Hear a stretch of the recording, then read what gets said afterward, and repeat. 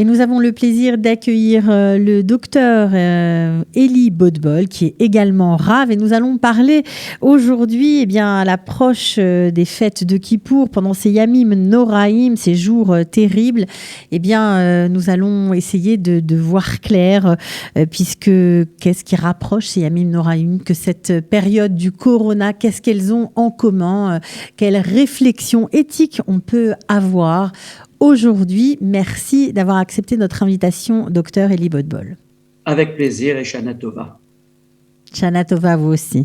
Alors, Yamim Noraïm, ça évoque pour beaucoup d'entre nous le jugement des jours pas toujours bien vécus par tous, des jours où on s'inquiète de notre devenir, est-ce qu'on va être inscrit dans le livre de la vie ou pas.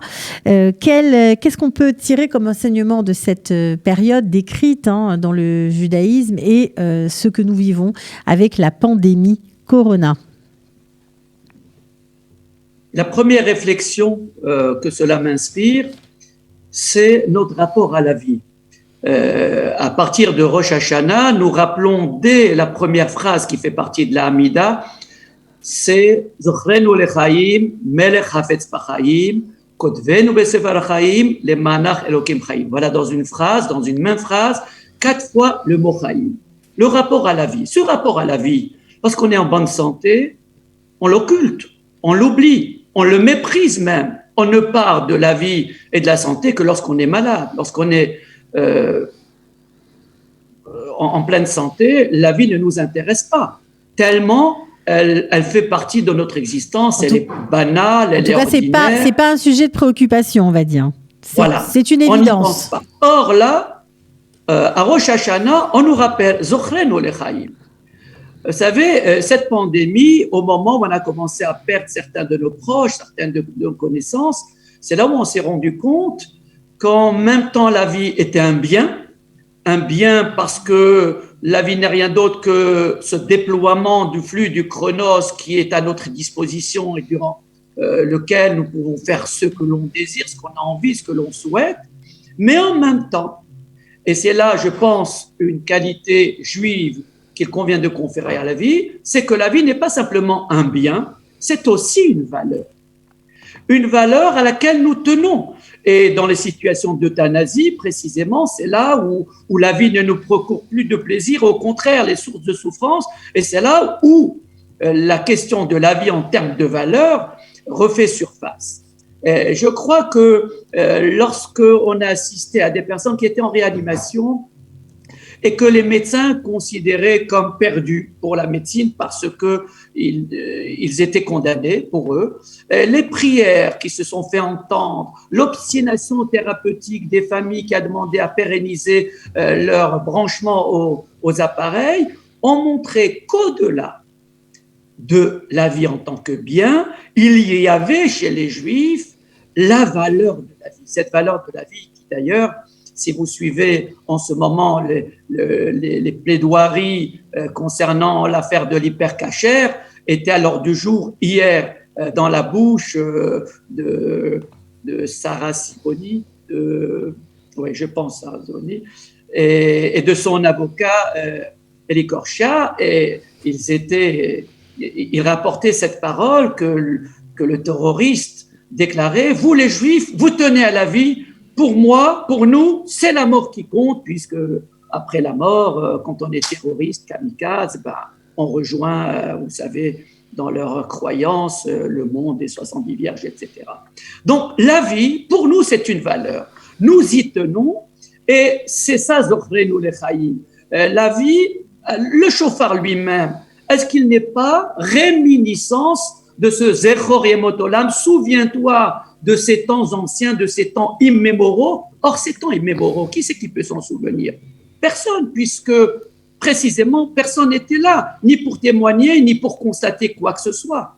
Ce Zechor Yemot Olam nous renvoie au 2e verset de Bereshit qui dit « Veruach Elokim merachefet al pen yamayim » Avant même que le monde ne soit organisé par les 10 paroles de la création et plus tard civilisé par les 10 paroles du décalogue, le monde était d'abord un souffle de Dieu qui surnageait au-dessus du tohu bohu. Ce souffle de Dieu qui est à l'origine de la vie, qui est à l'origine, lorsqu'il est articulé par des paroles, à l'origine des 10 paroles de la création et du décalogue, ce souffle de la vie, c'est exactement ce souffle que nous célébrons par le shofar à Rosh Hashanah, puisque je vous rappelle que le shofar n'est pas un instrument de musique, c'est un aérophone. Autrement dit, c'est une amplification du souffle de l'homme qui est sonorisé, qui est amplifié et qui est exprimé à l'état brut, sans aucune note de musique, comme pourraient le faire les vrais instruments de musique.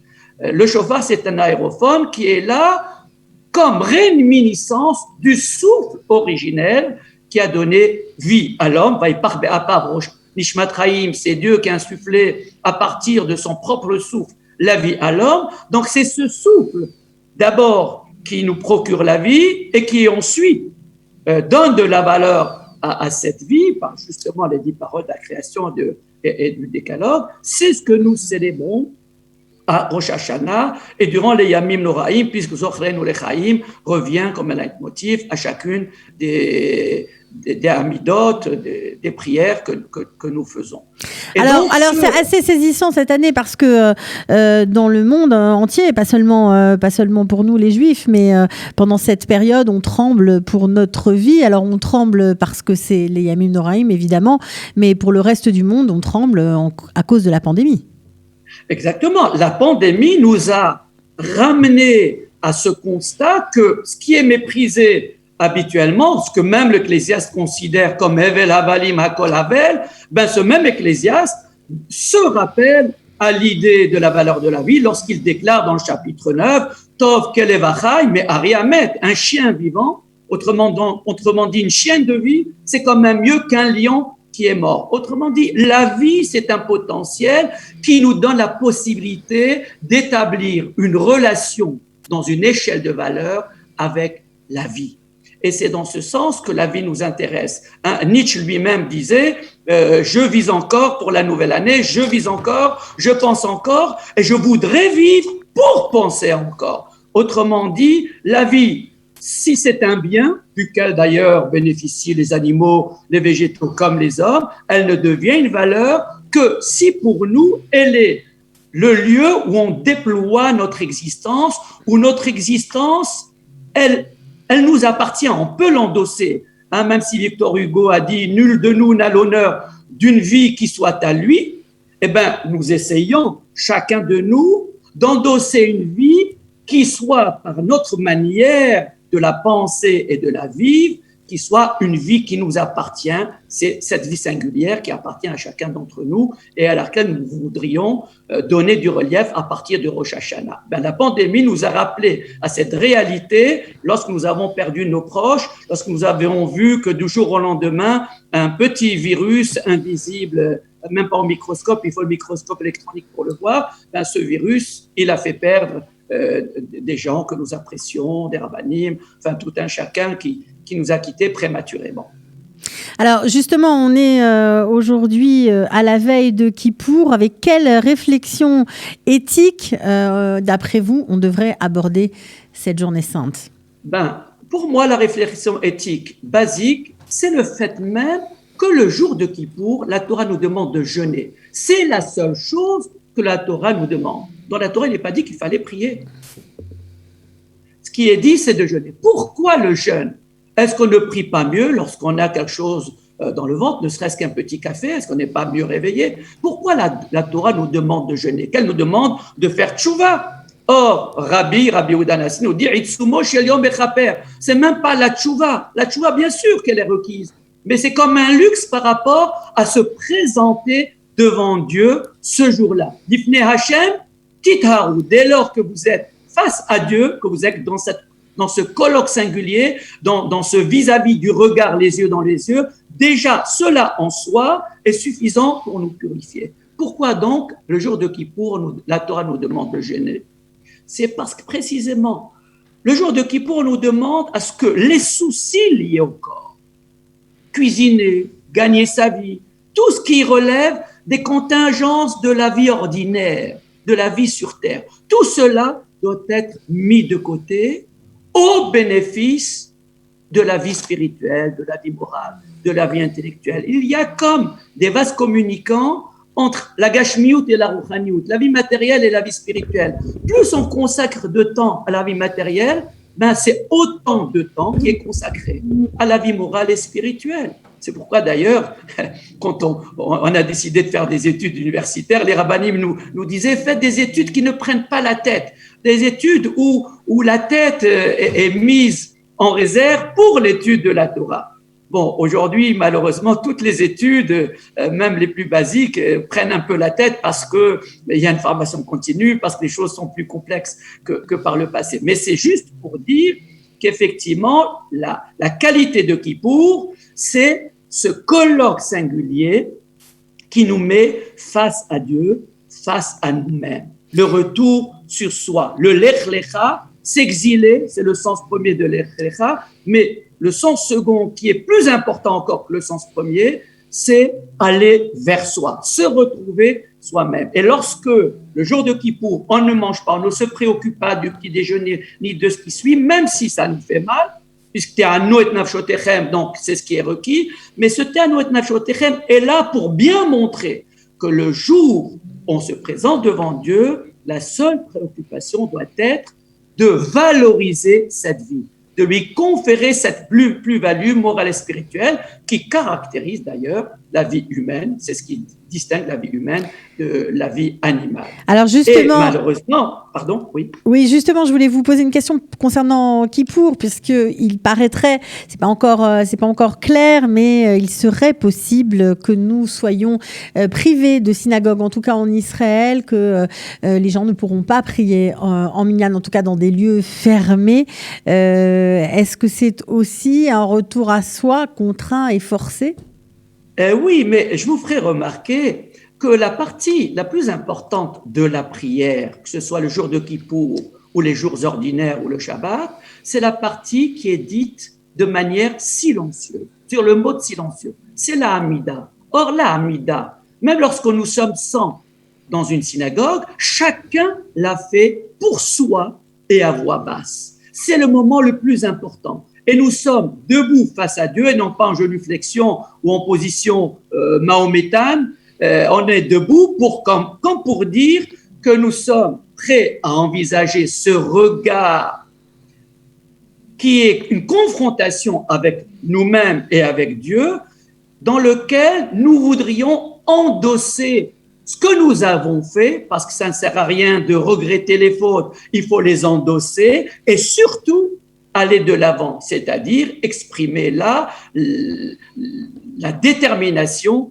d'aller de l'avant. Et donc, le fait de prier moins en quantité, ce n'est pas un problème. D'ailleurs, il est dit dans Shulchan Aruch, chapitre 5 du Or HaChaim, Tov me'at bekavana mileharbot belikavana. Il vaut mieux prier peu avec ferveur que réciter des pages et des pages, mais sans ferveur.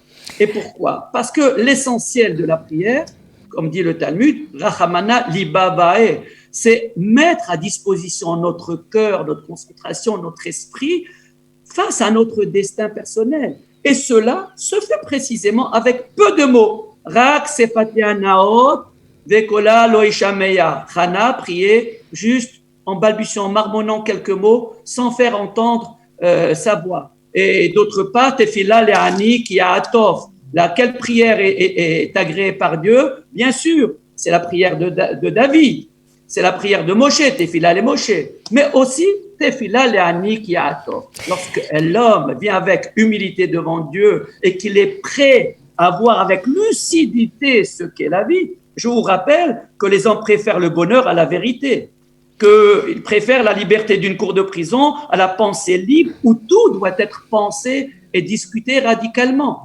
Le jour de Kippour, il nous est donné la chance de pouvoir penser notre existence devant Dieu.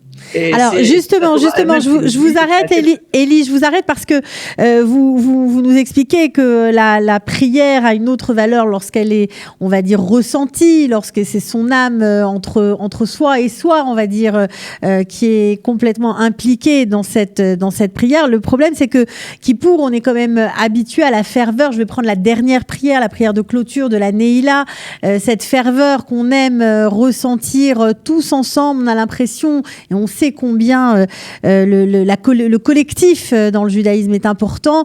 Alors là, ça va être complètement différent. Ça va ressembler à quoi la Neila? Qu'est-ce qu'il va falloir avoir comme pensée à ce moment-là? Je vous citerai le Shulchan Aruch qui dit que lorsqu'on ne peut pas prier ensemble dans un même lieu, unité de lieu, unité d'action, unité de temps, on a quand même la possibilité de l'unité de temps, prier Mincha en même temps que tous ceux qui prient Mincha, prier la Neila en même temps que tous ceux qui prient Neila, et puis faire de chaque maison un lieu de prière. Ki beti bet tefila ikare lechol ha'amim, il faut que chacun puisse dire beti, ma propre maison, bet tefila, ça devient une maison de prière. Et vous savez que c'est à la maison que les enfants se forment. Bien sûr qu'on va à la synagogue. C'est vrai qu'on va à l'école également. À la synagogue comme à l'école, on est entraîné par le mouvement collectif. À la synagogue, par la prière collective. À l'école, on est dans un lieu où on apprend des choses, où on nous enseigne des choses. Mais à la maison, c'est là où se passe en même temps le shimush. Yoter shimusha milimuda, c'est là où on pratique, on peut exercer ce que l'on a appris ici et là. Si à la maison, on pratique des prières familiales, d'ailleurs, comme on en a pratiqué en France durant le confinement, comme aujourd'hui vous êtes en Israël, pendant le confinement, on peut les pratiquer, croyez-moi qu'une prière familiale a beaucoup de valeur. Mais il y a aussi, moi-même pratiqué pendant un mois où j'étais malade du Covid, où on se retrouvait avec certains de mes enfants pour prier la tfila ordinaire, ou même la tfila de Shabbat, ou même faire un petit daf de Gemara avec son fils. C'était un moment de bonheur extraordinaire. Bon, ce qu'on a aussi en Israël, c'est qu'on a aussi la chance de pouvoir prier dehors, et c'est vrai que les rues, les balcons, il y a beaucoup d'endroits qui se sont transformés en synagogues à ciel ouvert, et ça aussi c'est une chose extrêmement émouvante. On espère que dans les rues d'Israël, on entendra résonner évidemment la Neila et toutes les prières de Kippour. En tout cas, on était ravis, Rav et docteur Elie Abitbol, de vous avoir eu aujourd'hui pour nous parler de cette période de la pandémie face aux Yamim Anoraim, à ces jours redoutables. Merci beaucoup d'avoir accepté notre invitation, et Tzom Kal alors. C'est avec plaisir, et j'aimerais vous rappeler que Akevu Imi Yom Echad, le Shmini Chag Atzeret, c'est le moment où précisément on a fini avec le loulav, le etrog et la souka, et le Talmud dans le traité souka nous dit que Shmini Chag Atzeret, ça a été le jour que Dieu a réservé pour le peuple d'Israël une fois que les 70 nations ont quitté la souka, puisque c'est une fête universelle Sukkot, pour rester ensemble. Je crois que cette proximité familiale qui nous est offerte à la faveur du confinement, il faut savoir la mettre à profit et exploiter tous les dons de nos enfants, filles, par rapport à la préparation des repas d'avant Kippour, de Rosh Hashanah, de Sukkot, et de nos garçons également, créer cette convivialité qui aujourd'hui existe de moins en moins, tout simplement parce que les familles sont plus disloquées, parce que chacun a son rythme de vie. Essayons de nous retrouver. Besoukato shel Viatan, justement, la souka, c'est cette mitzvah qui nous entoure et qui nous ramène à la valeur familiale. Vivons Kippour sous le mode familial également. Ce n'est pas plus mauvais si on sait en tirer le bon parti. Merci beaucoup, Elie Abitbol. À très bientôt en tout cas. De bonnes nouvelles. Ciao.